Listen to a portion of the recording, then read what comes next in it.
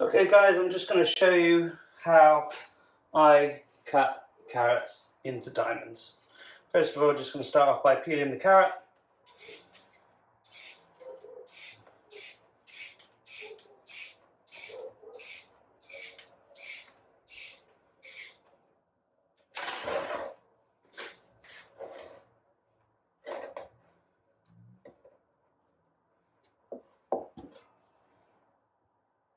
And in half, a long way.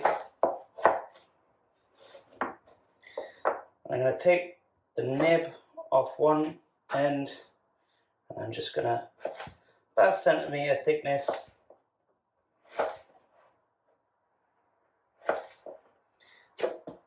and there we have nice diamonds.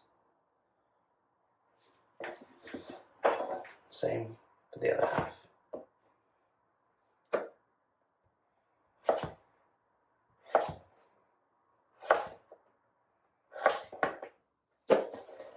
And there's our diamond carrots.